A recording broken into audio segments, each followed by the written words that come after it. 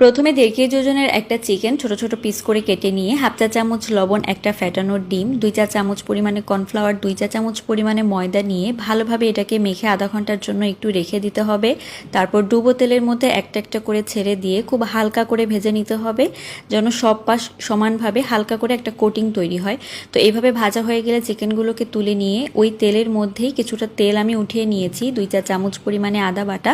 2 চা চামচ পরিমাণে রসুন বাটা দিয়ে হালকা করে একটু ভেজে নিয়ে 3 চা চামচ পরিমাণে চীনাবাদাম বাটা দিয়ে সেটাও হালকা করে ভেজে নিয়ে পেঁয়াজ বেরেস্তা হাফ কাপ পরিমাণ দিয়ে হালকা একটু পানি দিয়ে ভালোভাবে এটাকে মিক্স করে নিয়ে 1 চা চামচ পরিমাণ শুকনা মরিচের গুঁড়া দিয়ে তাতে 1 চা চামচ পরিমাণে হলুদের গুঁড়া, তার সাথে স্বাদ মতো লবণ দিয়ে ভালোভাবে একটু মিক্স করে নিয়ে 2টা চিকেন স্টক দিয়ে আবারও পানি দিয়ে ভালোভাবে মশলাটাকে কষিয়ে নিয়ে ভেজে রাখা চিকেনগুলো দিয়ে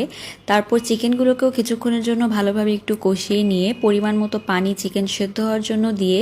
1 চা চামচ পরিমাণ জিরার গুঁড়া দিয়েছি, তারপরে পানি দিয়ে কয়েকটা মোটা মোটা করে কেটে রাখা টমেটো আর কাঁচামরিচ চেরা দিয়ে ভালোভাবে নেড়ে মিশিয়ে নিয়ে কিছুক্ষণ রান্না করে 2 টেবিল চামচ পরিমাণে চিলি সস দিয়ে ভালোভাবে রান্না করে নিয়ে 1 চা চামচ চিনি দিয়ে মিক্স করে নামিয়ে নিলেই কিন্তু হয়ে যাবে রেস্টুরেন্টের ফ্রাইড রাইসের সাথে খাওয়ার জন্য মশলা চিকেন কারি।